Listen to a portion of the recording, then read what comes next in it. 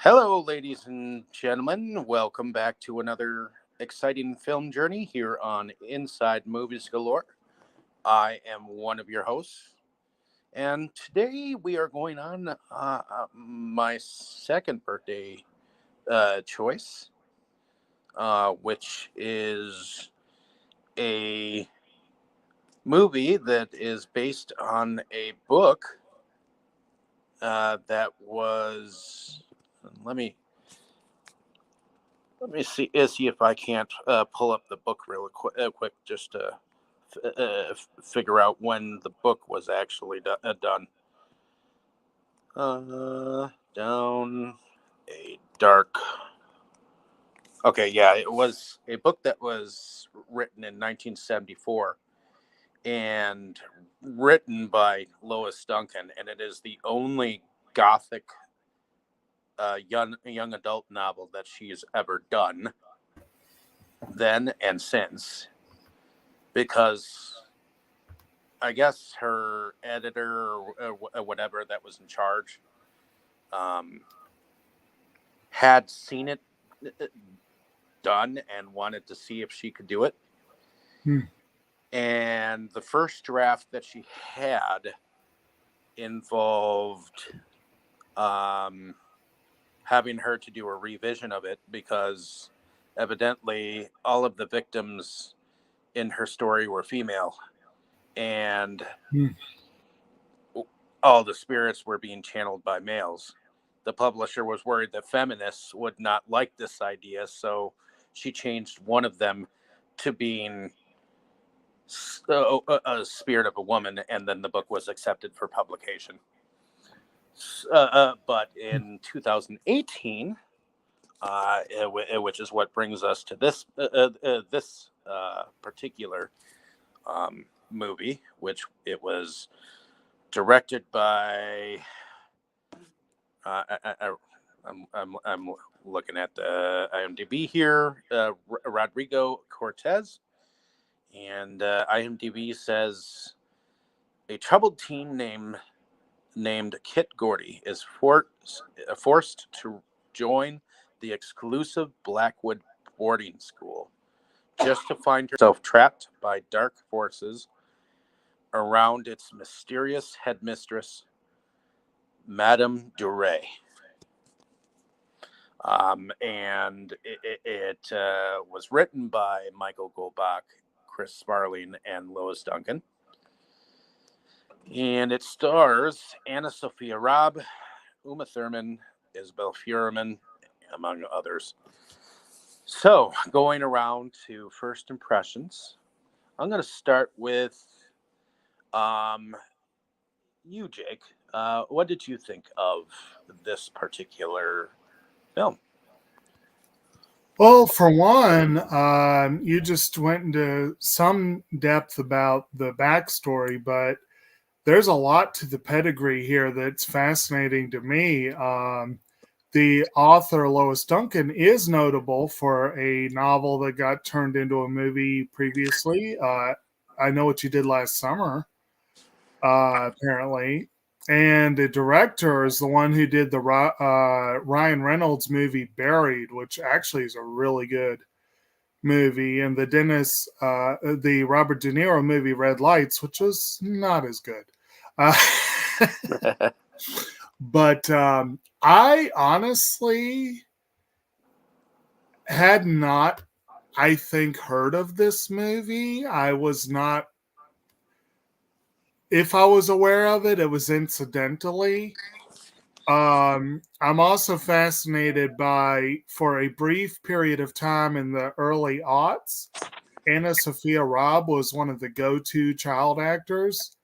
And I saw both Charlie and the Chocolate Factory and The Bridge to Terabithia. I have not yet seen Because of Winn-Dixie. I don't think I've seen her since. And so seeing her grown up, actually, it's kind of weird seeing a child actor playing a role that's too young for her, which is kind of interesting. It caught my interest when I realized what we were getting into. When you first announced it, I was like, the fuck is that?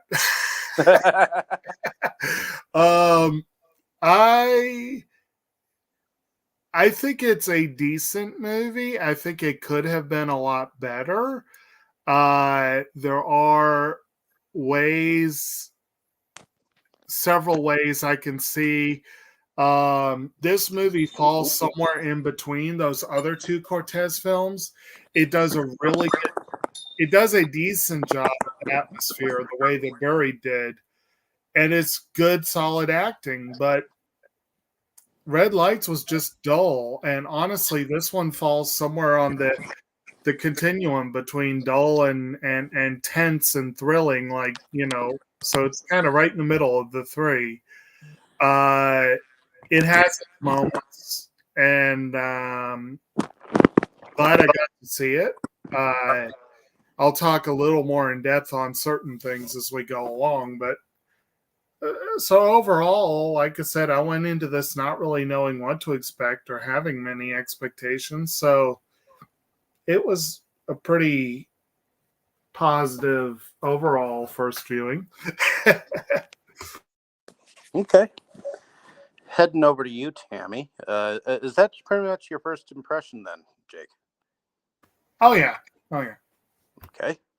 Heading over to you, Tammy. What did you think about this movie for, I believe it's the second time? I thought it was pretty decent. I mean, yeah, I believe this was the second time.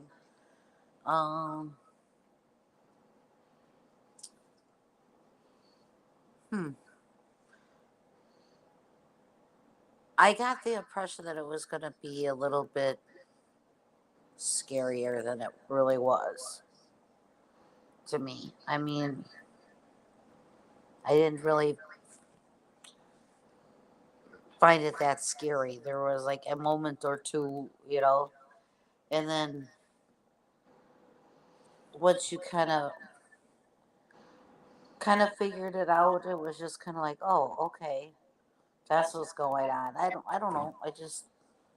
To me, I guess it was okay. It just didn't really have that big of a wow factor for me. So. Okay. Heading over to you, Brandon. What were your thoughts on this film? Were you aware of it? Well, first thing I should do is wish you a happy birthday, Dave. I just called because I have to say happy birthday on your birthday day. Happy birthday on your birthday day. Appreciate it. And there's a special delivery coming right your way. Your favorite. Yep, lots of cupcakes. Yes, happy birthday, Dave. But since happy birthday, Brad. Yeah. Since this is your official birthday pick, I should say. Yep, and this is my official birthday. So, not one of those, second edition ones. I've never read the source material, and I wasn't familiar with it. I'm familiar with Uma Thurman, but on the surface, it's a film that looks entertaining to me. I like things like these with these creepy skulls. I think there's something about that does bring out the extra spookiness and creepiness of it. Okay. Sorry, I'm coughing badly, so if I mute, it's because I had to go into a coughing fit. Okay. But as far as the film itself goes, I thought that the story was good. Pacing was a bit slower than I would like, but there were a few highlights that I enjoyed. So overall, I would say it was okay as the films are concerned, and I may watch it again. I don't know if I would purchase a copy for the collection, but I'd definitely be willing to check it out again. And as I watched it on Freevee, there was a lot of Coca-Cola commercials. And that's all I got to say about that. Okay. And I did read the source material. I read it during the time when schools would actually do the book it stuff to get your personal pan pizza from Pizza Hut, which Those is were the best. I remember that. Those were good times. yes. Those actually believe that those were some of the best times because it encouraged you to read, and I read Lois Duncan's Down a Dark Hall, and I thought it was uberly creepy and like one of the um, best young adult novels that I had read. So, I mean, it was almost as good as like some of the Goosebumps Fear Street novels, which were pretty top tier in their day. So, I mean, Christopher Pike was a little bit more grittier than the R.L. Stein stuff. So, but having read it, when I came across this title a couple of years back, it intrigued me. Um, I was able to get a copy of it, or procure a copy of it, and watch it. And for the most part, I liked it, but I still think the book was better. That being said, Uma Thurman actually surprised me with her what is it you want to call it, her the way that she was speaking, her almost French Her French accent, yes. accent. Yeah, it was different hearing that from her. And then I will agree that your description of surprising works. well, yeah, because you don't expect it from her, especially if you remember her as Furioso in the Max Fury Road. You know. No, that was Charlize Theron. Oh, that was Charlie. Oh, especially if you remember her from that Terry Gilliam. Munchausen? Yeah. Her first ever film role? Yeah. Whenever I think of Uma Thurman, I'll always think of Kill Bill. Exactly. Yeah. That's too. a big role for her. That too. And Pulp Fiction. I always forget that she's in that. But no, that is you're talking about Batman Returns, aren't you? Well, I wasn't, and I was hoping No, not to. Tammy was asking if she was in Batman. Batman. No, Batman and Robin. Yes, is the horrible, horrible rendition of Poison Ivy. So Uma Thurman played in Batman and Robin. Yeah. Okay. She must have played. We'll try not to hold it against her. Yeah, we will not hold it against her, and we will rephrase from speaking about Batman and Robin again. No, just kidding. Unfortunately, it seems to be the one of the unmentionables among certain circles. Although I seem to remember Dane was a huge fan. Yes, I seem to remember that, but we won't go there. But I enjoyed it for what it meant to me to actually see it on the screen. And yes, there should have been a wow moment, and there wasn't quite one. Like the one to me, the main wow one was, and I'm sure we'll get into it more later, is when she went off and started to play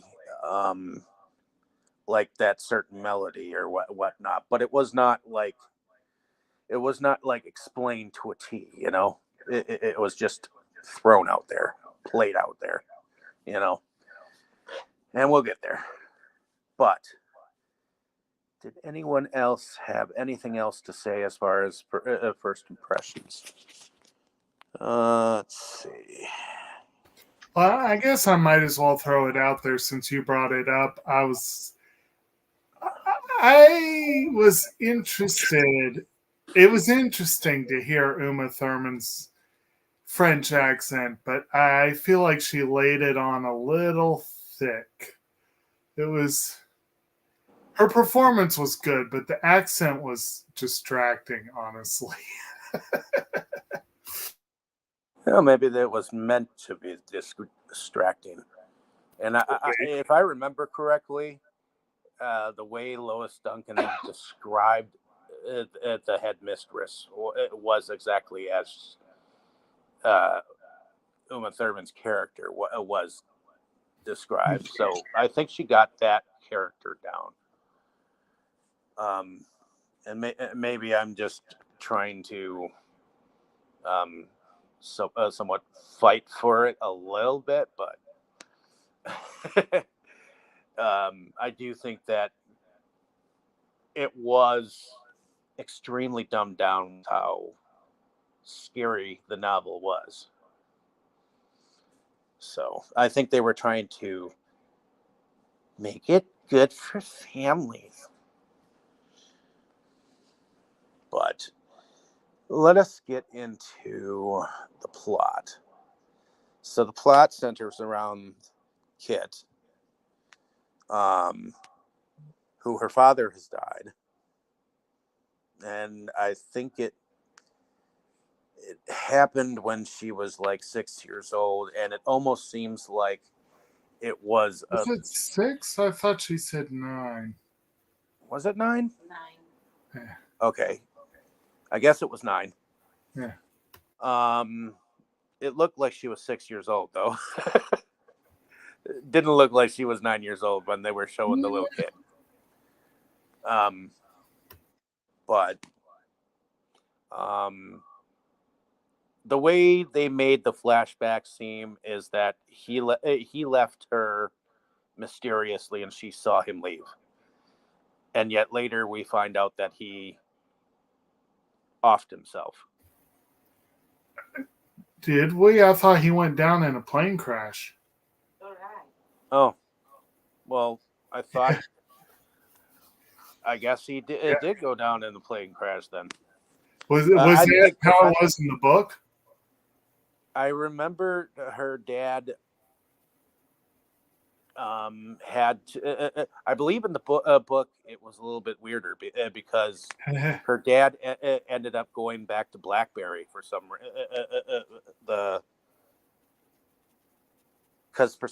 reason he had actually gone to the school that she went to, and there was that connection. And he had died mysteriously in the school. Huh. And that's why she was invited to the school. Okay, I didn't really get that. I didn't get that there was a connection in the movie. Maybe there was, and I missed it. No, so that was changed a little bit, I think. So I don't think that the airplane crash was a thing as much. Yeah. But that being said, apparently that's where movies and books differ. Yep. Apparently, Kit's gotten in a ton of trouble, like some arson, and we see her being basically thrown out of her school because just one too many things has happened. Right. And in the same meeting of what is it? Getting rid of her, there is a psychologist that is for the school that is listening in on the whole thing, and her mom has already decided her fate, that she is going to this school for girls. And she finds that out later at the dinner table, that there are no discussions about it. She's going. So what do y'all think about this very beginning? What do y'all think about her parents? Do they suck? What's that? Do her parents suck? Well, her mom and stepdad have their ways. But did you? I mean, do you want to go ahead and loop in Well, Dustin? I thought that when her mom made that crack comment about well, your lawyer still insisted on charging us. Yeah, That was a little inappropriate to me.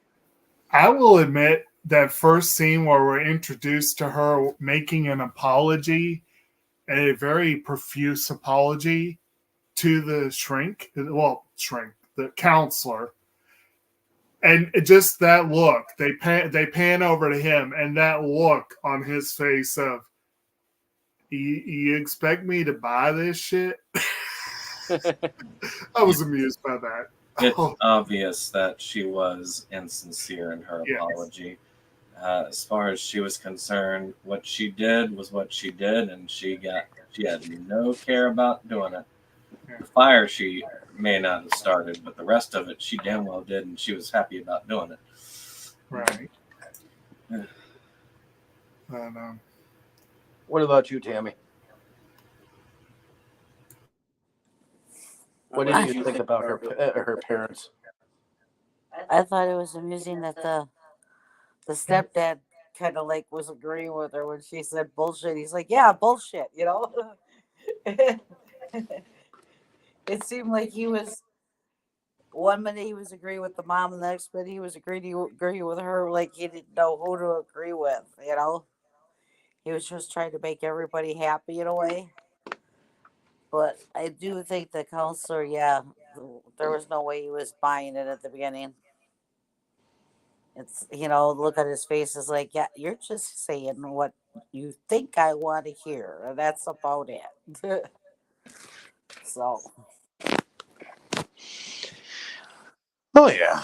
So I guess we get Kit being then driven out to the place, and the look of the place is definitely unique. I mean, it looks like it's it is. a mansion, like it at one point in time had been a mansion. Yeah. So Impressive looking place, no doubt about it. oh yeah, on the outside as well as the inside, because the inside is definitely made of older wood, and you know, you could tell that at one point in time the place was definitely of something of ill repute. This might be a good time to pause and get Dustin's first impression. Sure. Hey, Dustin. Well, I heard of this for the very first time, basically yesterday. So, this felt a lot like The Ward. Has anybody seen that John Carpenter movie? The which one? The Ward? Yeah, I've seen it at one point in time. Because this movie reminded me of it pretty much every step of the way. It did become its own thing, but I think that maybe tainted my expectations for what was going to happen because it felt so similar. But it ended up being a pretty unique thing, so I appreciated that. I know. So overall, I thought this was all right. What was that? So I thought this was all right. Like, it didn't blow my mind, and I can kind of see why I didn't really hear anyone talk about it, because it's one of those movies that, it was good, but it didn't like blow your face off. So, I mean, I'm happy I got to see it though, and I think maybe in like a different environment, it might have taken off a bit better. Like, was this a popular title or anything? Or it was a popular teenage adult title. I mean, the book came out in 1974, and I remember it being in almost every single school library. And remember, Lois Duncan was the writer behind I Know What You Did Last Summer. So, okay. but it was the only gothic novel that was geared towards teen adults at that time. So, and it was the only one that she ever made since. But yeah, so, but it was a relatively creepy novel. I remember reading it, and it was a fast read. And I would say that the novel was better than the movie, but I would have to say that the director at least tried. So, but Right.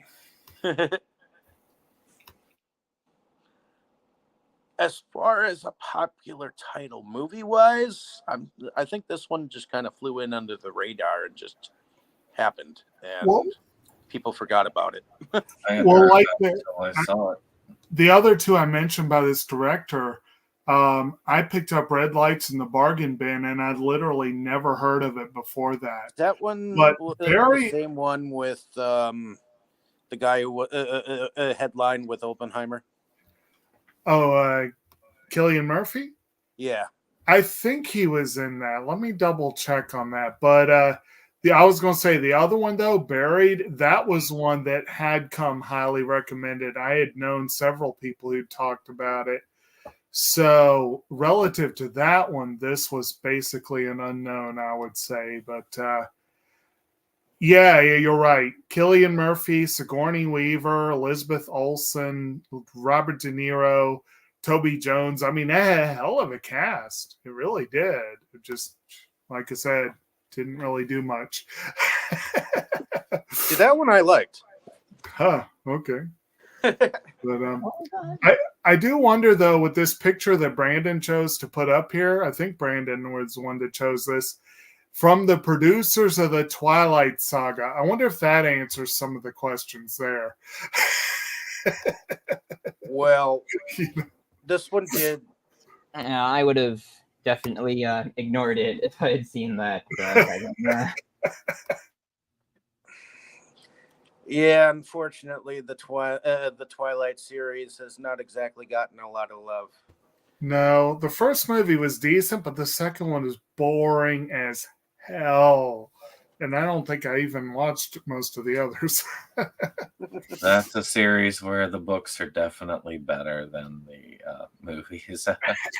Agreed. But yeah, did you ever finish with your first impressions, though, Dustin? I didn't really have a whole lot to say. I mean, it was it did suck me in eventually. Like the first half hour or so, when I was watching it, I was kind of like, not particularly invested. But it started having almost a Suspiria kind of feel to it when the character started investigating like some of what was going on at the school. It felt a little bit like that stretch of Suspiria. Actually, it's funny you say that. One of the girls almost got cast in the Suspiria remake. So I don't remember which one it was. I just remember reading that. Nice. Okay. Well, I believe that we were just finishing talking about in the main plot the whole initial meeting where she is being told that she's no longer going to be in the school. Also with the therapist that is from the school that her mom is adamant that she's going to go to. No, the English teacher. Well, she's an English teacher slash. She still admits that she's some kind of therapist. I don't believe she said she was a PhD, and Kit makes the assumption, oh, great, another shrink. And she's like, no, I am a PhD of literature, basically.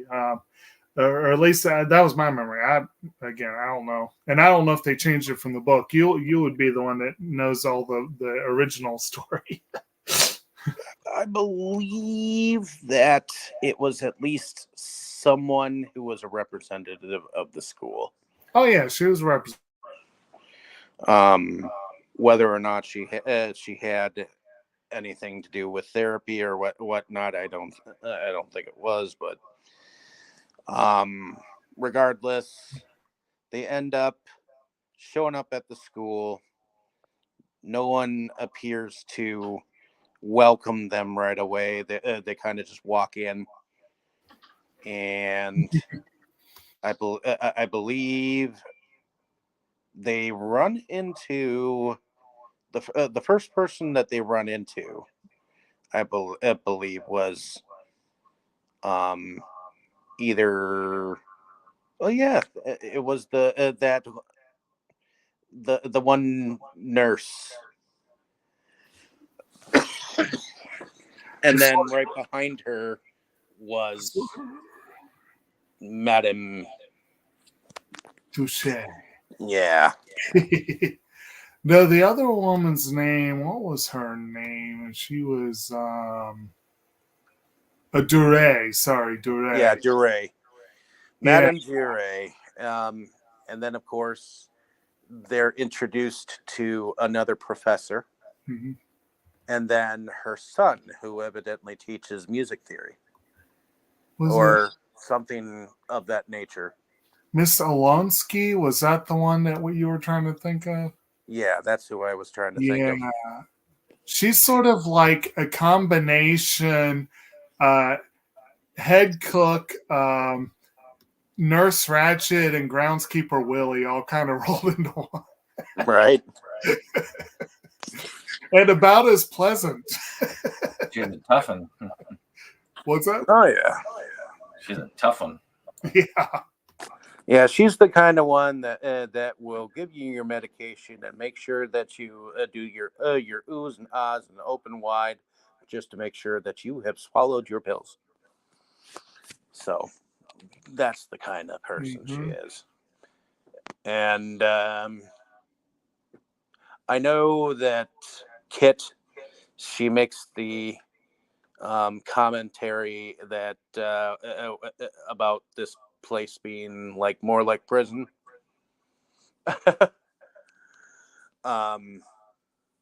And ends up realizing that none of the girls have arrived on that day, and she's really pissed about that. And wondering why she had to arrive that freaking early, because that almost seems like it's kind of like a punishment,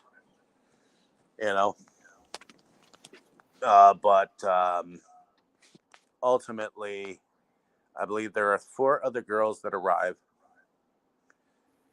and they are all told that they have talents, and they each are there to figure out where they are talented in strongest. So, and all of them appear to be or have been in trouble, especially one other girl. And it's funny because it's the one that doesn't seem to get along with Kit the most. So, what do y'all think about the other girls? Well, she just plain doesn't play well with others. It's like she almost has a sign up that says, "I just don't play well with others." And that was Veronica, right? I believe. Yeah. Yeah. So we have Veronica as the hardcore rebel troublemaker.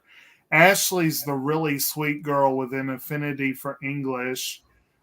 Izzy is kind of weird and kooky, but not unpleasant, and she's like a total math nerd. And Sierra's just weird and aloof and turns out to be this art, sort of savant. Of course, we eventually find out, that it's not all them, but those are their affinities. I don't think we ever really figured out what Veronica's affinity was other than rebelling against authority. Well, I think that was the thing, is that because she was rebelling too much. Yeah. She was never approached by the spirits Yeah. to be absorbed, so to speak. So she resisted it essentially and Right. got away without. And there were other spirits that we learned were not paid attention to as far as getting their Yeah. stuff remembered, because there was a group of ghosts that were that were like behind one another, especially one bald looking one, and he was like, my work will be remembered later on, or something Right. like that. So I do feel like whatever spirits that were not talented went in and possessed her later on. But let's lead up to that. So apparently, they are all to be instructed under these. Spoilers, everyone. Yep. Spoilers. Spoilers is definitely something we do. So, is there anything that I've mentioned that anyone will like to speak about? Like Tammy, what did you think about the different talents that the girls had, and what did you think about their characters?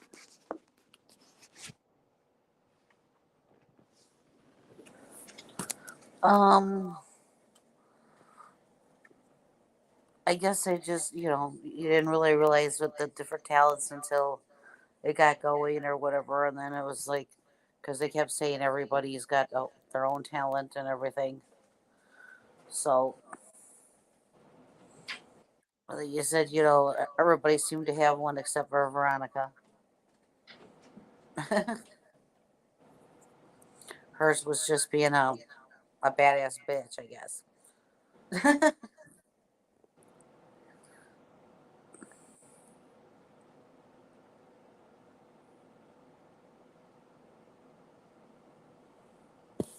Well, that whole stretch of the movie where it seemed like things were maybe going well, like where their talents were coming out, that had a really sinister kind of tone to it. So it didn't really surprise me when we started getting more information about what was happening, because it.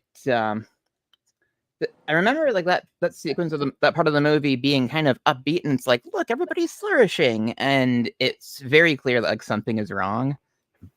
So that was like a good build up of dread. Well, like one of the early hints is Kit and her teacher, the Dure's son, who what was his name? Jules Dure. I kept calling him Discount Daniel Radcliffe because he looked. Yeah. I mean, I almost thought he was Daniel Radcliffe, but it's like, no, the face is a little off. Yeah, he's a little off, but I can see why you would say that. But he basically, and he also has a very thick French accent. Supposedly, just came out of school. And I'm willing to bet. Like I didn't really. He's supposed to be older than her, but I'm willing to bet they're actually almost the same age. But there's this early scene where he's like taking her out to nature and just telling her, just listen, just be one with the world around you or whatever. And then she's back in the studio playing the piano and she has no idea how she got there. And so it's like I said, it's kind of like this early hint that, something's a little off. Yeah, I think the novel explained it a little better to whenever that stuff went on, because I think it went into the explanation of what she was feeling while that was going on, and right. It was just not portrayed well at all. It didn't strike me that something was really wrong until one of them actually excused themselves from dinner without eating in order to continue working on their talent. Wow. And she was like, that's okay. This is what we want them to do. I was like, no, that's not good. You don't skip dinner. Yeah. And then they move into that montage where they're all like doing the stuff with the double speed on the camera. Mhm. And there were a few scenes in this that did impress me, and that was one that did creep me out thoroughly. And I did like how they showed that, illustrated that, because you can see that they're not doing this because of their talents per se. They're doing this as if driven by somebody. And to Right. me, that drove it home better than any other scene in the film. Right. And they had also shown, like, early on, they did like an early music class. Like, they did kind of early classes for a lot of these. And they did an early music class where Kit is brought to the piano, and it doesn't really have much success of anything. And she says she hasn't played in years, and that there's a strong hint that she has a psychological block because her father had been the one who kind of got her into it. But Jules just sits her down and has her basically keep time while he plays around her. And she does a really good job keeping time, which is probably harder than you would think. But she's not actually really doing much. And then the next thing we know, she's playing these really complex pieces, and it's like, this has to be coming from somewhere other than her just a latent prodigy, you know? Correct. Yeah. And it's Kit that actually goes to the library and ends up like looking up half of this stuff. Yeah.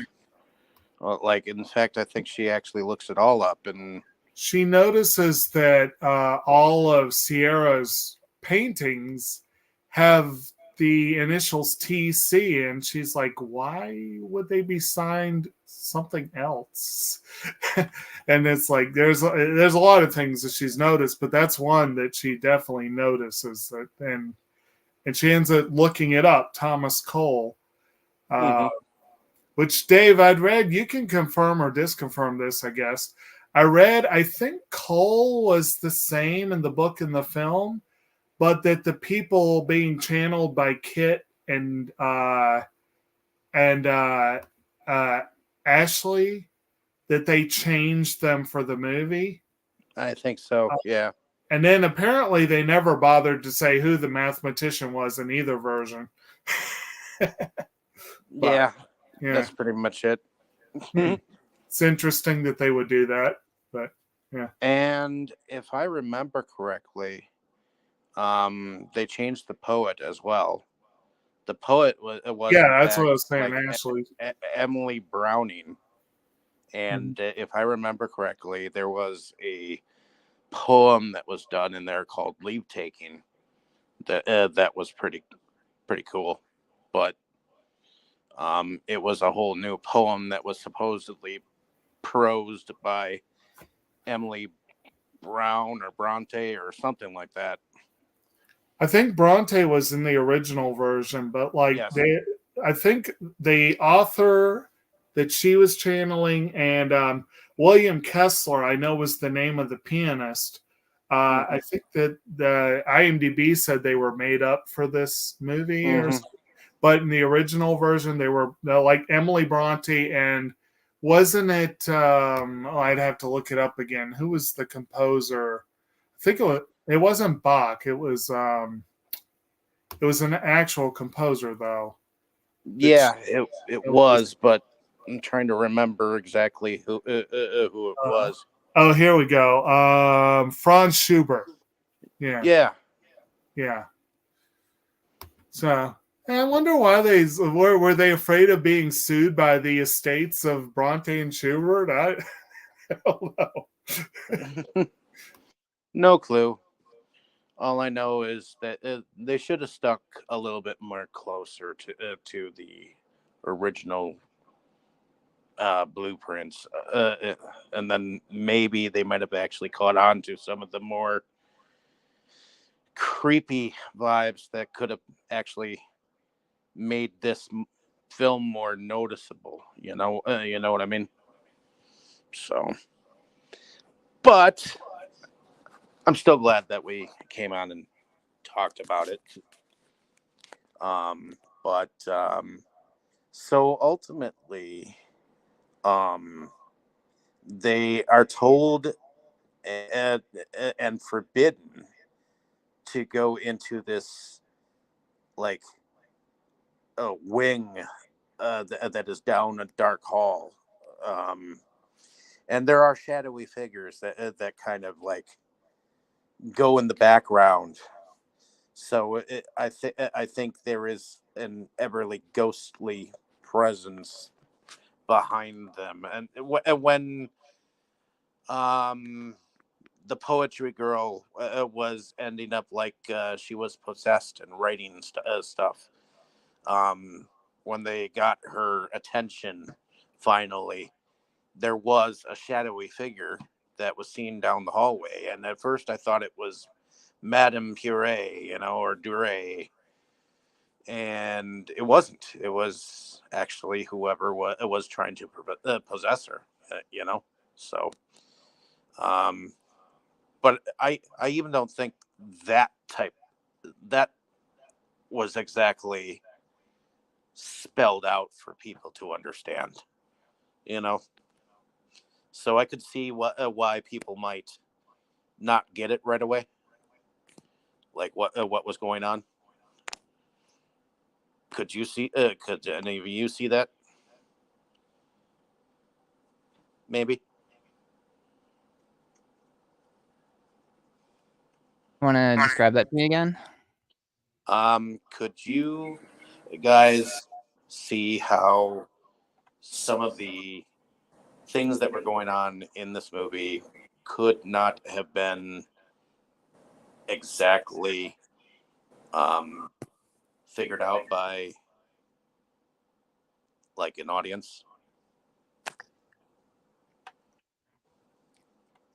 I mean, it was kind of straightforward after a point. Like it was kind of a mystery for a little while. Yeah. But That's I what caught on pretty quick. Yeah, I think. Well, I know you did, but some people might not have been able to. I think that the story itself, I mean, I wasn't able to tell that they were being used for vessels to be possessed to perform music for a little while. But it kind of reminds me of that film St. Agatha's, where the place was taking in pregnant women and then they were selling the babies. So in a way, it's a lot like that, selling the masterworks. But I did not really get what was going on until that scene where they kind of sped it up. I thought it was weird, but I didn't come upon these like, oh, well, this is obviously a dead composer coming in and occupying the body, and then they're using them to get those as a conduit for that on like the first lessons or anything like all of y'all did. I did not get that then, but I think after a time, eventually we're going to get it, especially if you waited till the part when they go by the forbidden hallway, and then it's just thrown in your face exactly what it is. But before then, I think it's gotten around that time for me. I thought there was definitely ghosts early on. I had a feeling there was ghosts, and I had a feeling they were seeing things. As far as the possession, maybe didn't get that right away, but until, like you said, yeah, then it was like quite obvious. But I do think that there was definitely ghosts.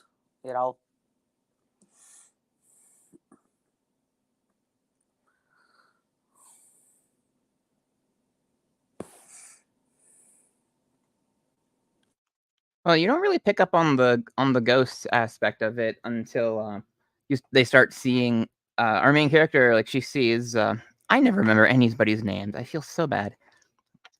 until she sees like a shape in the corner of one of the other girls' rooms when they're having an episode. And I think that's where it was like, oh, okay, so ghosts are in play here. Because I don't think you really understand the opening scene until we get an explanation of it, like much later in the film. And like, I think we're seeing a ghost in that scene, but I don't think we really get that. Unless I missed like a couple seconds of the scene when I looked away to fix something that broke on me. But yeah, the genre of this was kind of a mystery for a while. Like, it did have a bit of a slow start, and if you're thinking, and if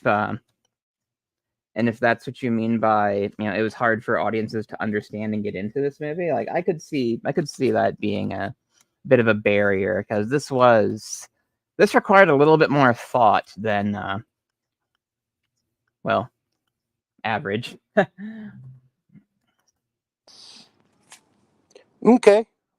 Well, I think about this time is when the two girls, Veronica and Kit, started to get together, and they ended up going down the dark hall and over to that other wing, where they realized that there were all these other people who had been part of this school, and maybe not part of the school, but maybe they had like all the different like people that the teachers were trying to tap into, for the talent that was never finished, and whatnot. And then of course Veronica while they were looking through the student files and whatnot, they ended up one of them ended up getting caught, and the other ended up going and trying to roust the other students to try to get them to leave the school. I'm sorry, I might have missed it. Did you mention what they found in the files? They found out more about some of the past students. Right. Well, specifically, they saw on at least one file, and I think they got disturbed right then, but they found that one of them had committed suicide, and I think they may have seen evidence more than that.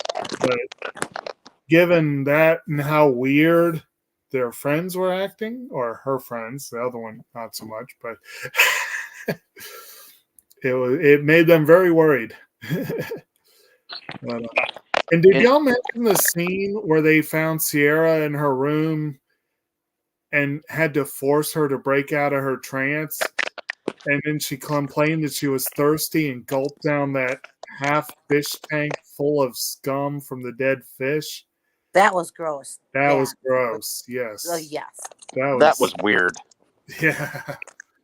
But that was definitely a scene that had them thinking, well, something's not right here.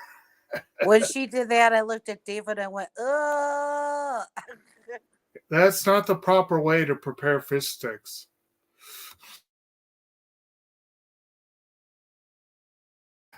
But, I don't think Diego would have even done that. My cat. Nope. But ultimately, I do believe that while whatever possession is going on with Kit, she gets to almost like see her father in one of the visions. What did y'all think about that?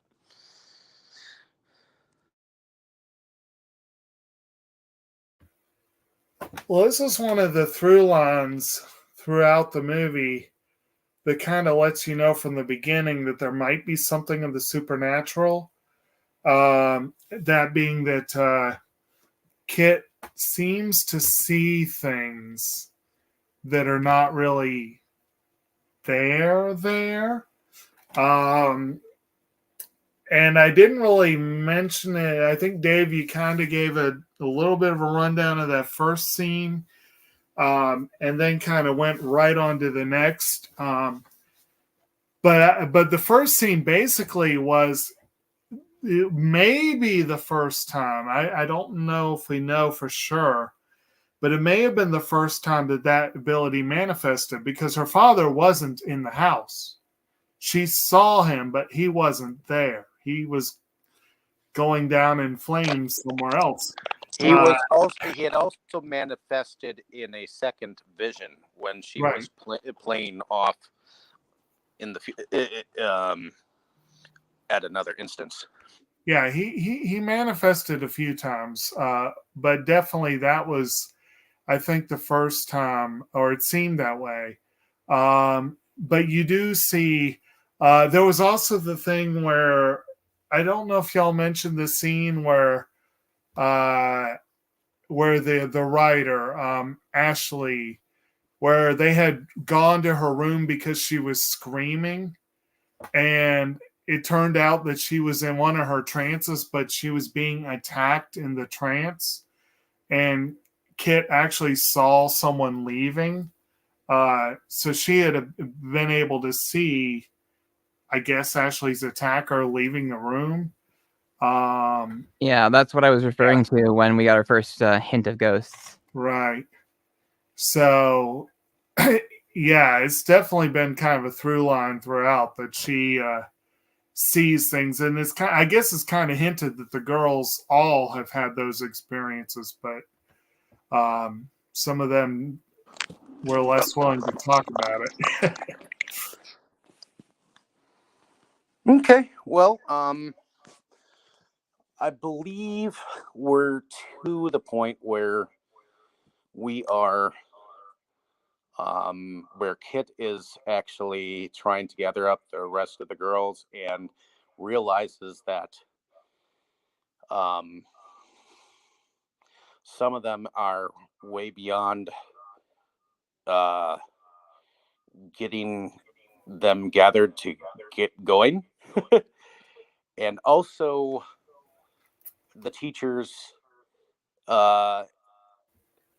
end up being or confronting Kit along with the others, and that's when we get kind of the rundown that they are in fact vessels for all these historical people to continue their work. And Uma Thurman's character, Madame Dure, is Right. definitely The villain. yeah, definitely the villain, because she does not care how she describes them. She's purely using them, yeah, and that she has that this line too. That really nails it home, I think. Which one?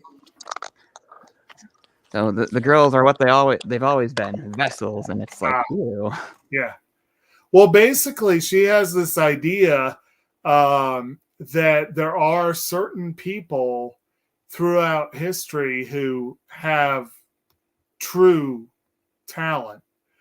And when they die too young, theoretically, don't get to live to their potential.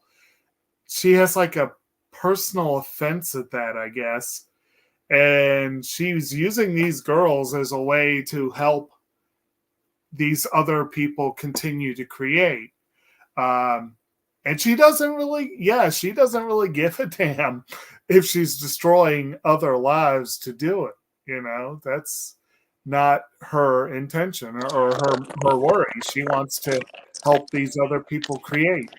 And she's very vicious, and who has the ability. Someone mentioned that one dude that she straight tells at one point, "You have no talent," you know, and it's like, well, geez, being harsh to this guy who wants the same chances these other ghosts are getting, you know.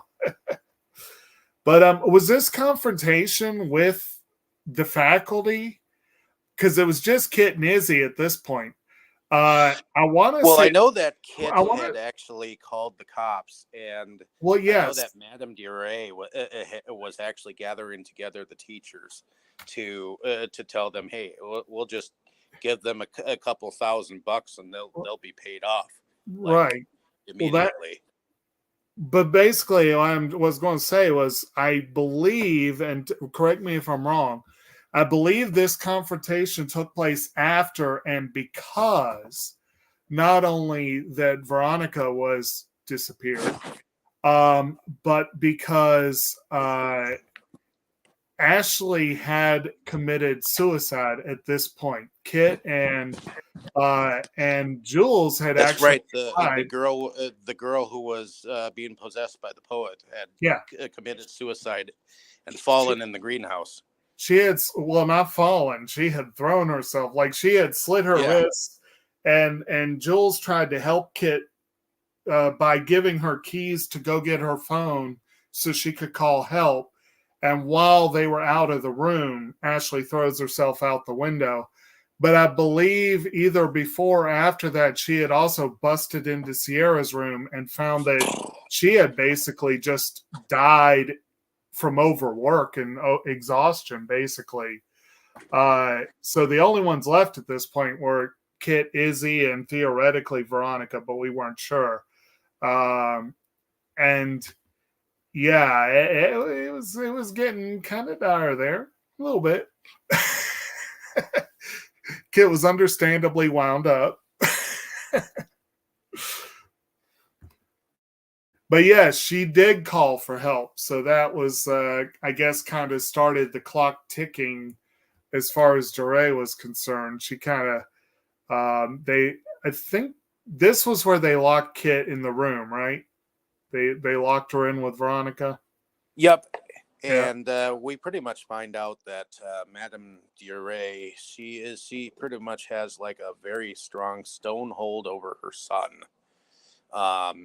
Especially when she starts realizing that he is starting to fall for Kit, you know.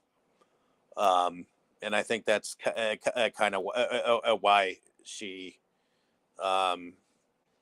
literally gives that nurse lady permission to like take care of him, you know. Yeah. And ultimately, that's pretty much his downfall, kind of, sort of, unfortunately.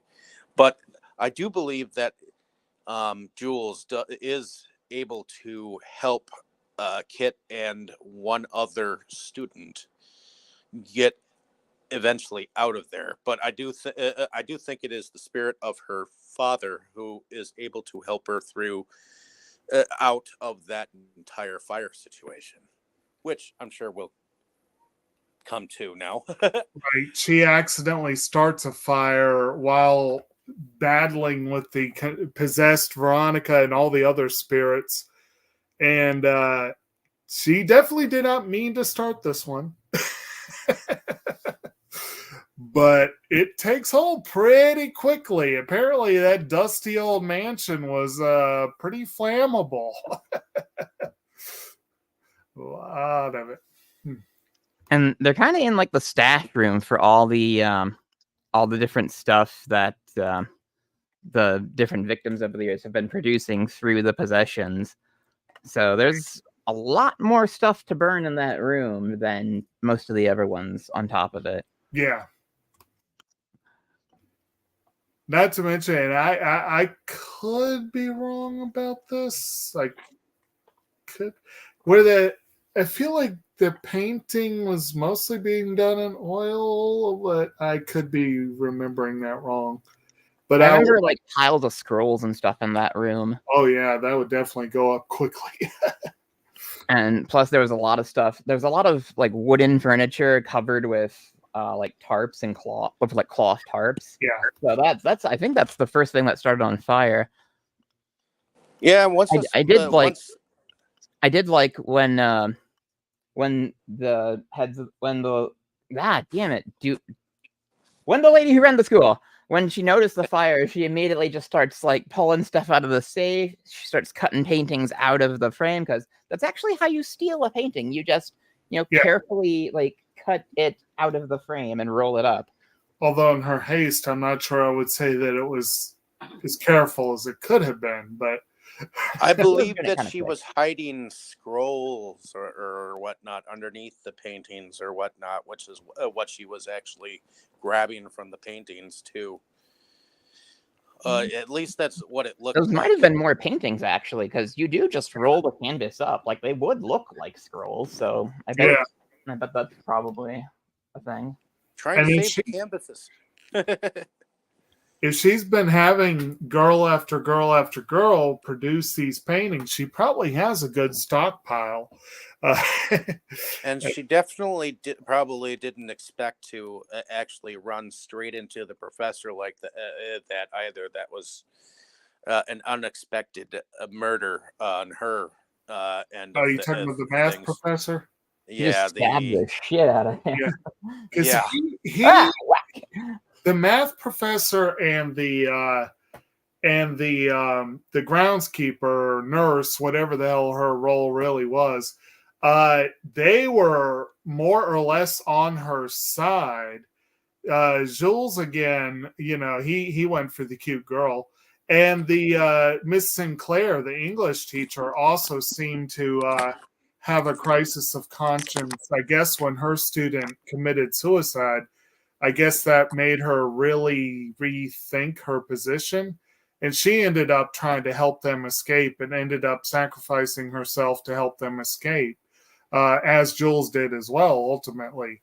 But yeah, I was a little surprised to see DeRay just straight up murder that other dude. It was interesting. Well, and the original teacher that went and came and found Kit, she ended up sacrificing herself to the flames in order to help get them out too. So that was at least cool. Right. And Jules, well, I think he was caught between trying to save his mom and trying to help get the others out. So I think he was trapped. Well, they saw her burst into flame, and I think that distracted him just long enough, and the ceiling fell on top of him, basically. And Jules, as an actor, kind of reminded me of like Daniel Radcliffe just a little bit. Just a little bit. Like he could be his like double. See, I did lead with that. I honestly, I got more of a Tom Felton vibe. It's almost if you combine the two of them. Who's Tom Felton? The one that played Draco. But he's also he played Barry's nemesis for one of the seasons of The Flash. He's been in a few things over the years, but I honestly was thinking him more than Daniel Radcliffe. But now that y'all are saying Daniel Radcliffe, I'm like, it's almost like the two of them had a love child. I'm gonna be real. I only saw the first Harry Potter movie like one time, and I thought it was kind of lame. So I have no idea who you're talking about and can't picture them. Huh. Okay. Well, look up Tom Felton to see if you think it. But anyway, the other person, Izzy, refuses to be saved because she becomes entranced by the flame and just brushes them off. And she ends up just going up with everything else because she pretty fire. Well, and Kit was almost. I think she's still possessed in that moment too. She might have been. And again, I snarl at them too. What?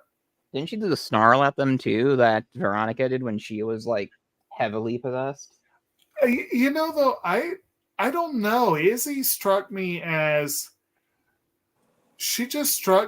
being a little different. Like, just it could have been that she was in just sort of a weird place, I guess is the best way to describe it. Like maybe she didn't necessarily want to be saved, and she just felt like this was a good way to go out. I don't know. It's like, but whatever the case, she makes the decision there that she's not going to run anymore for whatever reason, whether she's possessed or not. Yeah. Do you recall, Dave, if that was specified in the book or if it was similarly? I think at that point say. it was pretty much similar, similar to everything. It's just I wish they had gone more into why they wanted to have the kids possessed by these people, and I think it should have been more easily recognizable that these kids were actually, in fact, being used for this type of thing, you know. So it also wasn't very clear to me how they were necessarily facilitating this. Like, how did they get started with that? Was it just the place? Book, or? If I remember correctly, the teachers were in fact like communing together like a coven, and Kit had actually found them speaking verse like that they had to, or whatnot, and it was more elaborate in the book, so it was more defined in fine lines that they were in fact like a small coven of teachers that brought back the talents of these people to possess the students through certain like spells. My understanding of it is that these people were not done. You know, they died at an early age, and they were not done with their talent, and that's why they were trying to come back through these students, because they didn't feel like they had finished their life's work. I think what Dave was saying makes sense, because the building itself probably wouldn't have worked as a conduit without help. I think DeRay did say.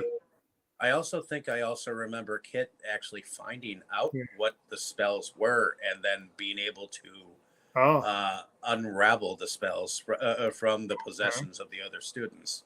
And more than one other student actually was got survived, if I remember correctly too. So they changed quite a bit, if I remember correctly. As we're going forward with this movie, it's hard to remember. So, and of course, DeRay also said straight up that she's a medium, so like she had some ability to commune with the spirits anyway. So I guess maybe she used that in combination with witchcraft to give them a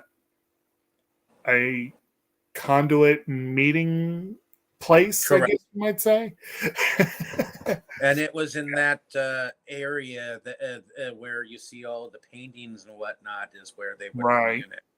So, but it seems like what's her name had a hold over, like what was the spirits? Well, she had a hold over that one lady, because she kept saying, "You promised me I get to see my son again. You promised me I get to see my son again." And it was like she had a hold over her to help out and to do this on the promise that she'd get to see her son again. Right. Yeah, I think there might have been something to do with the lady's son, the one nurse lady. Right. I believe her little boy had died when he was very young, and on the promise that she would be able to bring back his ghost to speak to him. That is why she was helping Madame DeRay, at least in the novel. Well, that's what it seemed like in the movie too, because she said it. You know, you promised me I get to see him again. Right. You got the impression that she was a willing accomplice. She definitely didn't seem to care that much about the girls, but I do remember her saying something to that effect. So she definitely was in it for something personal. That I think was pretty clear. Yep. So I think we're more towards the end here now. So as we well know, some of them survived, some of them were unable to, and Right. I believe her mom and stepdad were called during this whole calling process as well. So they ended up showing up. And then, of course, she had this a moment with her dad where it looked like she was going to die. And because she said, "I'm dying, aren't I?" And he's like, "Yep." But he's very cryptic. So Did she say that? it's not like he's able to give her like straight Yeah, answers. she's like flickering in and out in the ambulance as they're trying to revive her. Yeah. So I remember there being something. She's basically just able to say goodbye to her dad before she comes back enough for it to not be able to see him I anymore. seem to remember in the novel when that happens, she's actually in the airplane while her father is actually dying or whatnot. And he's speaking to her, and she's able to say goodbye to him in the novel. I could see that. I could see that being a budgetary thing. Like, we don't have the budget for one scene in an airplane. Right. Pretty sure there's something to do with that. But if there isn't, then maybe I'm my mind or knowledge of the novel is just fading. But pretty sure that is exactly where that particular thing happens. But she is able to actually say goodbye to her father, which is a good thing for her. And I guess finally her parents see something that happens that wasn't her fault. And maybe her mom missed her that much. Whatever has happened in the past will be forgiven or whatnot. But that's pretty much the end of the movie. So, right. I guess we'll go into production.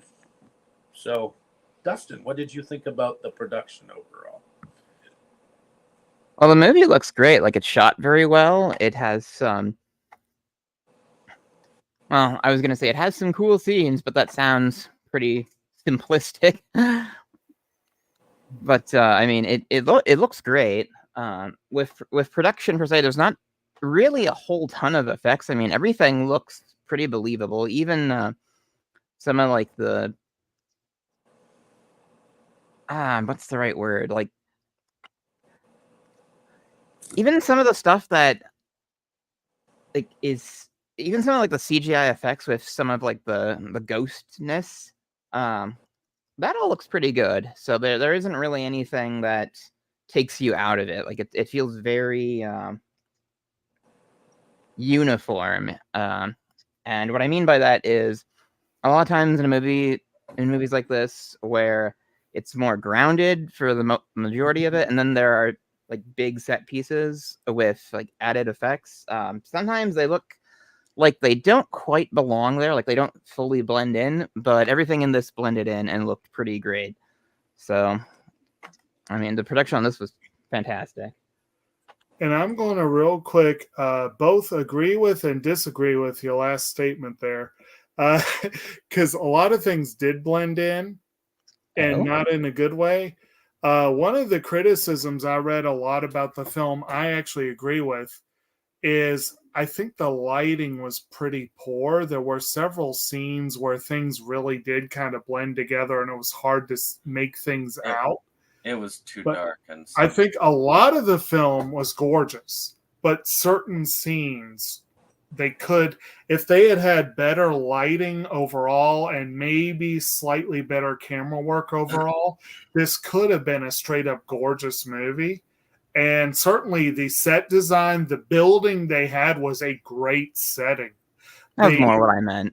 The landscape, everything. Like, I was going to make a joke earlier. Someone was mentioned how the girls thought it was a prison. And I was like, man, if it was me and I was in that setting, I would have been right out that door and spent pretty much the whole day out in the woods because it was such a gorgeous setting.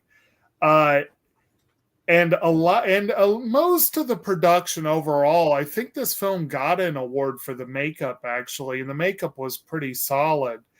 The visuals overall were pretty solid. They had a nice gothic vibe to them. One movie that came to mind a few times, maybe because the director, I don't want to misspeak here. I guess I had assumed he was Spanish, but I could be wrong about that. But yeah, he was. Okay, so I was right. Okay, so Rodrigo Cortes is Spanish. I was thinking of Alejandro Amenabar's The Others. That was one that came to mind a few times. And a lot of the production reminded me of The Others. And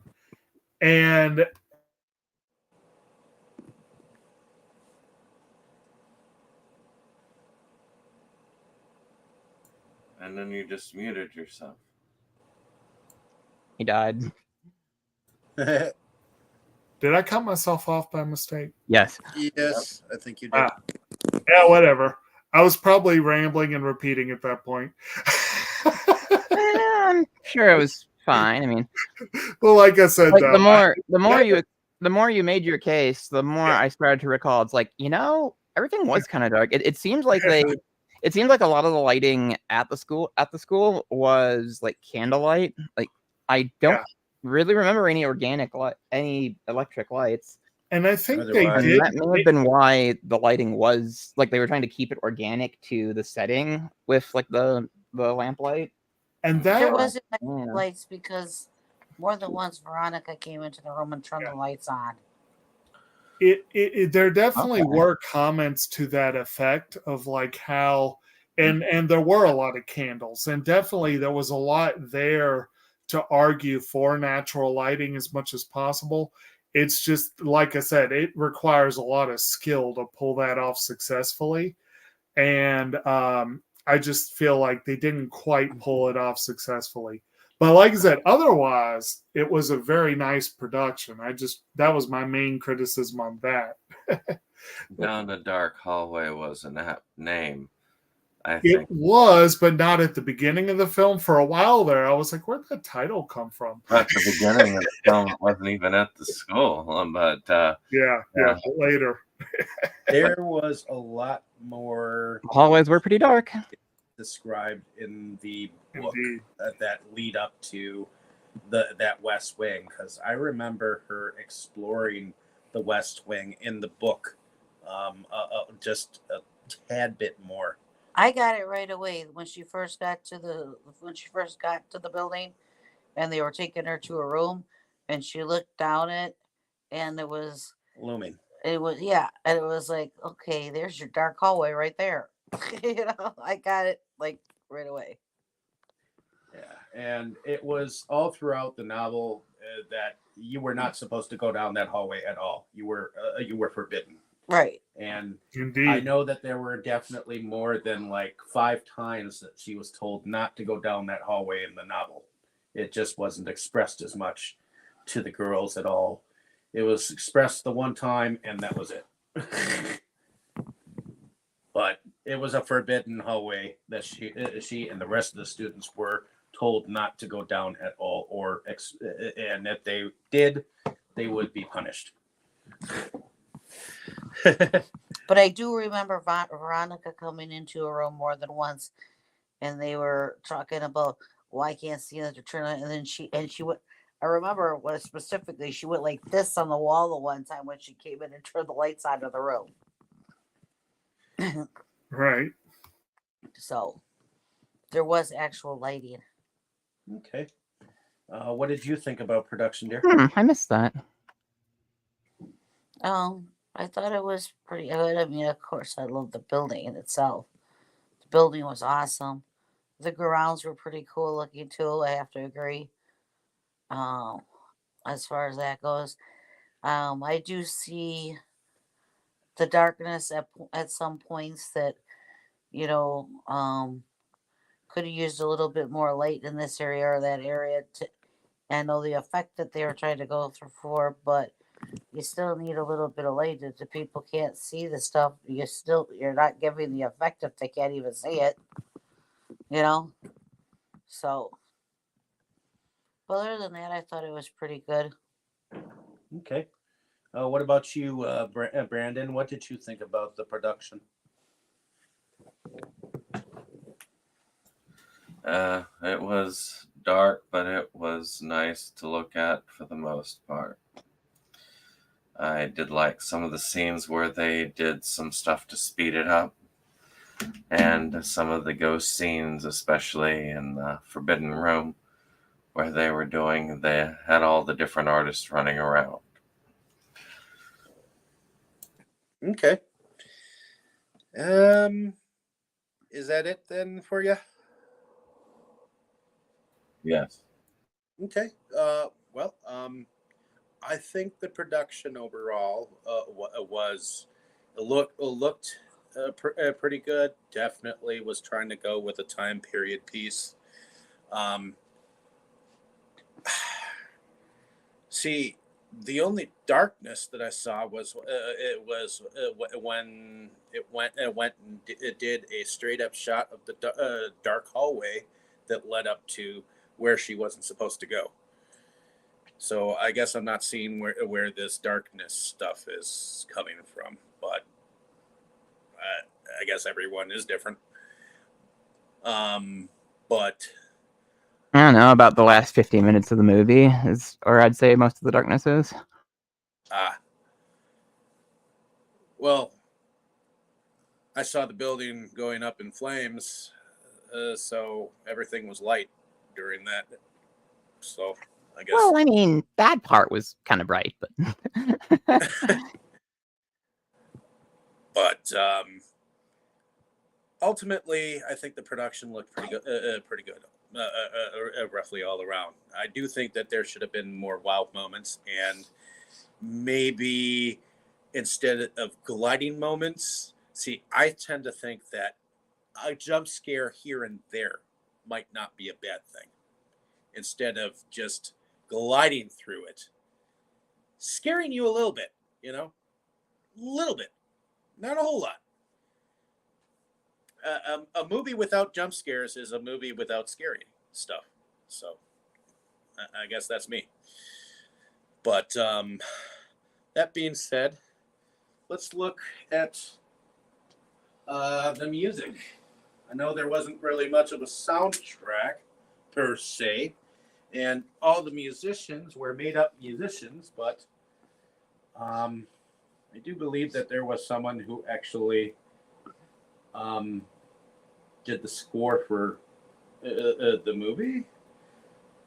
Looking it up real fast.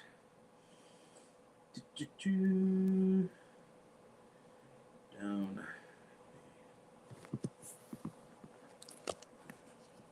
Most of the music in this was in the scenes where we see her playing the piano.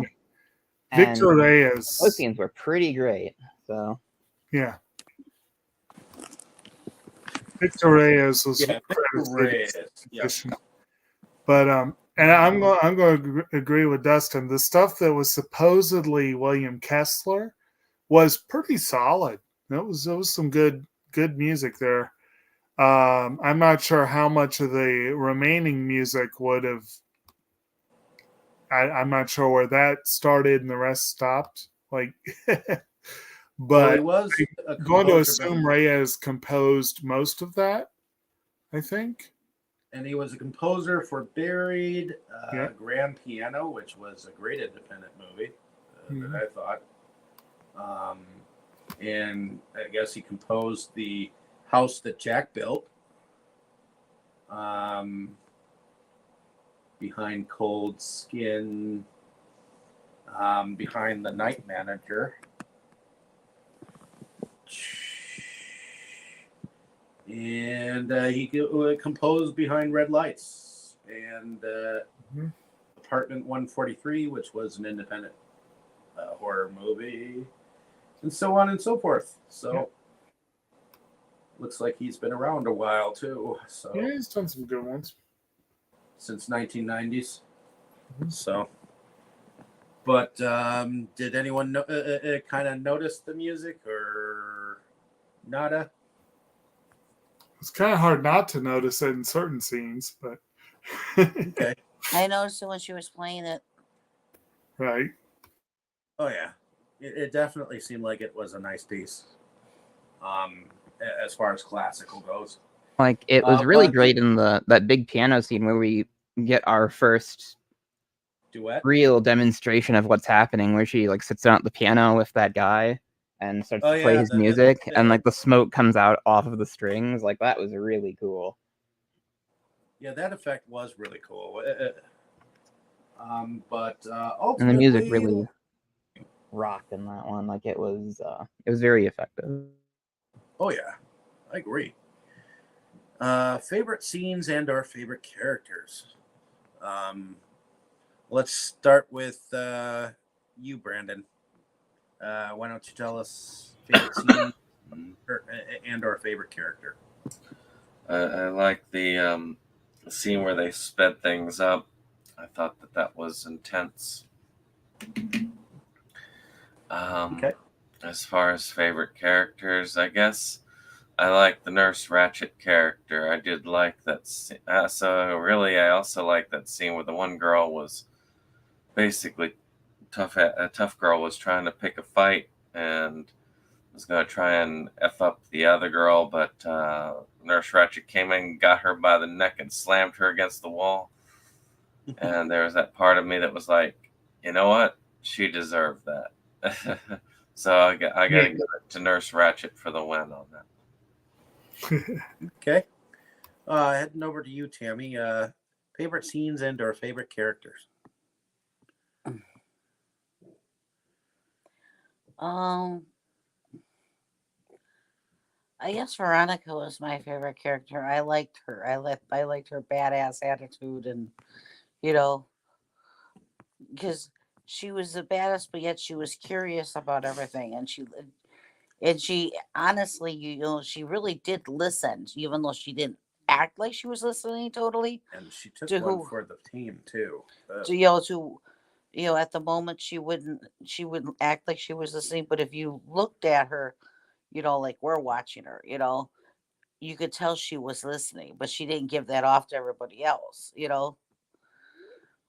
and that she was actually paying attention to things or whatever. So because like the first band thing, when he sits down at the piano and he just has Kit doing that one note, and then he's playing all around her, if you watched Veronica was watching the whole thing and listening to the whole thing, even though she was acting like to everybody else like she wasn't, like she was bored or whatever, but you could see it on her face and her physical demeanor that she was actually paying attention, you know. So yeah, I liked her. And favorite scene.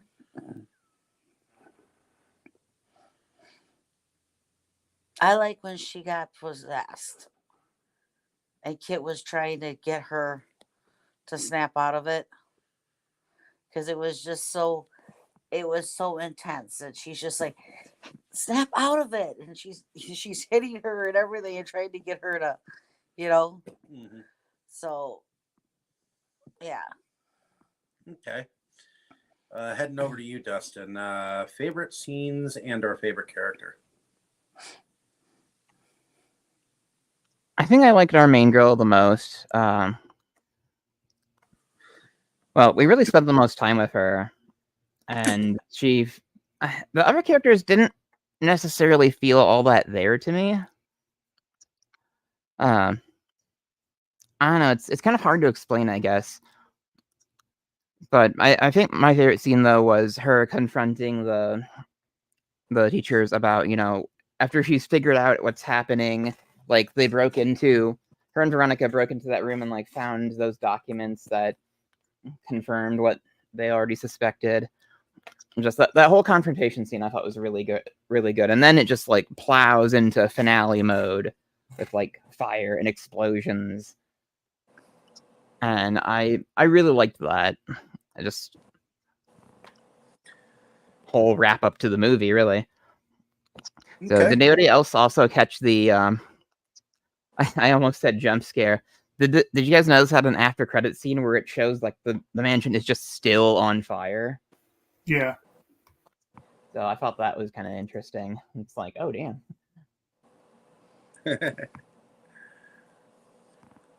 Oh yeah. What about you, Jake? Did we get you? No, not yet.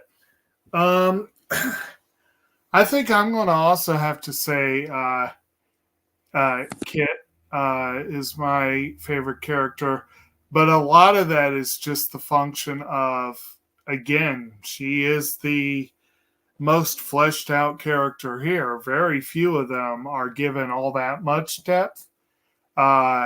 Maybe Madame Duray, maybe Veronica, maybe we keep calling her Nurse Ratchet, but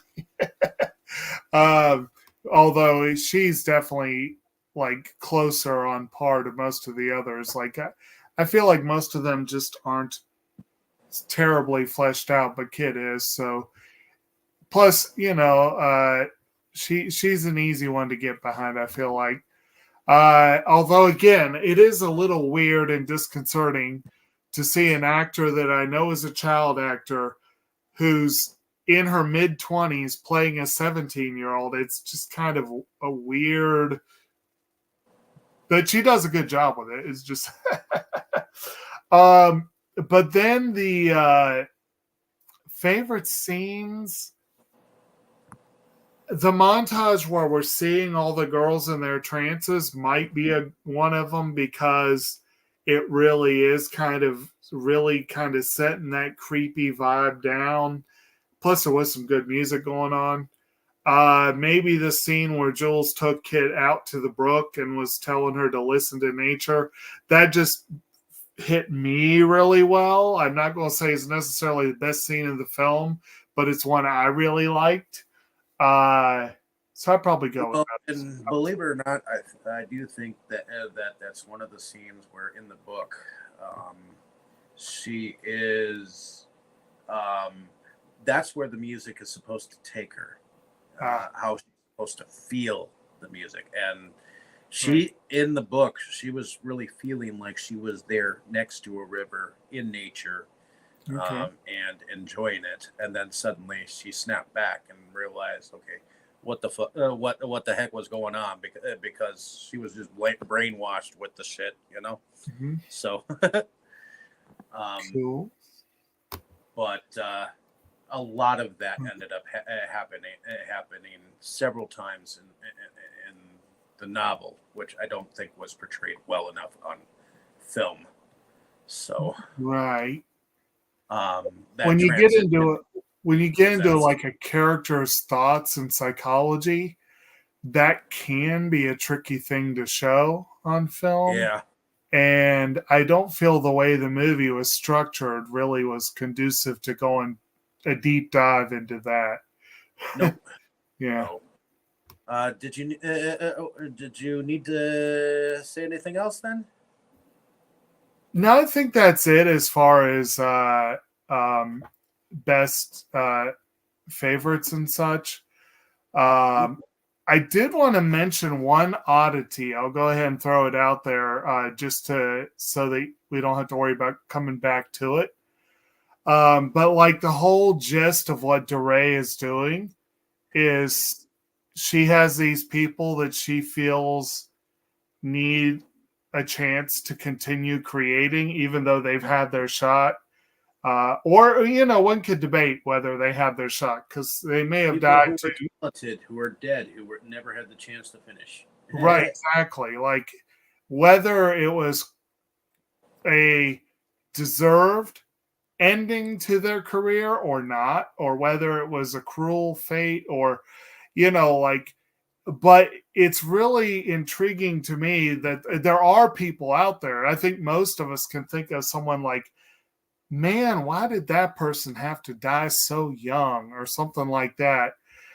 And it's kind of ironic that I watched this movie yesterday, and day before yesterday was when I went on a short road trip, and the CD that I put in was Dreaming of You by Selena. As Selena, of course, was murdered just before her 24th birthday, and that album was half finished at the time of her death. And I had just recently listened to Amo Prohibido, her last complete album, which I do believe is one of the best albums in my collection. And I'm like, my God, the places this person would have gone. And then I saw this movie and I'm like, wow, that's eerie timing. Because I guarantee you, Nice. she would be one of those people that a lot of people would say she didn't get her chance to finish. You know what I mean? That's Same thing. People like Aaliyah, who died in a plane exactly. Yeah, she was really young too. Yeah. crash. So, Just a Those weird are good examples. Yeah. What's that? I said those are pretty good examples of, Right. I guess, our villain's motivation. I did want to add that I had forgotten to comment on the woods scene before, because that was really well done in just showing how when they're taken over by these spirits, like everything just goes weird for them. Like she has no memory of like getting back to the mansion or nothing. It's almost like at that point I had wondered, like, were they even outside to begin with? Like, was she just imagining they were outside? Like it was. they were well. It really messed with your head. Yeah. See, that's And that was why a good. I wish that this had adapted what was going on in the novel a little bit better than that. Where the music was supposed to take her, it was supposed to make her feel like she was in this natural habitat of a river and trees and forest and sprinkly water and rivers and streams and all that jazz. Just the pure beauty of the nature. That's what these people who actually were passionate about music actually made you feel, that you were there in the moment, there at the rippling of the streams, there in the rippling of the grass and the wind and the trees, and that's what music is supposed to mean passionately to people. Not everyone seems to get it. That's certain music, especially the sleeping elevator music that you hear going up and down the elevator, which is the normal classical music. But at one point in time, if an artist could take you to the exact place that they wanted you to begin with, if you could close your eyes and be there in an instant by listening to this music, that's the kind of passion that they were talking about. So, but at the end of the day, I think my favorite scene is, and my favorite character is probably between Kit and Veronica. Veronica was a pretty interesting character in the novel and as well in the movie. But Kit was also just as, and I think the moment when she was actually able to say goodbye to her father is my favorite moment. So at the end of the day, did anyone have anything to say? Brandon, did you have anything that you wanted to talk about dealing with your channel and what you're doing? Oh, just to let y'all know, of course, we're working on a series of Disney videos to talk about the end of Disney Movie Club, starting with a pickup next week. And then it's going to be a multi-parter because there's a lot of films that I have in the collection that are by the Walt Disney Studios. But next week is going to be my birthday pick, so hopefully I'll have more of a voice for it. But that's going to be Pump Up the Volume, which definitely goes with my radio theme, but also I think hits a lot harder than talk radio in a lot of ways. So definitely check it out. Alrighty, and I think I'm going to dial it back on the outros tonight because it is my birthday and I'm getting tired here. But my name is David Striggy. I'm one of the founding fathers of Inside Movies Galore. So thank you for coming along with us on this fantabulous journey. Hopefully you enjoyed my birthday pick. It is my official birthday today. So thank you for coming and joining me on my birthday. Happy birthday. This. Thank you. Happy birthday again. And I'm looking forward to the Pumpin' movie, and we'll see you next time here on Inside Movies Galore. Thank you so much. Enjoy. Right on. What movie? Pump up the volume. So, Yep. ready? Catch y'all later. Yep. Bye.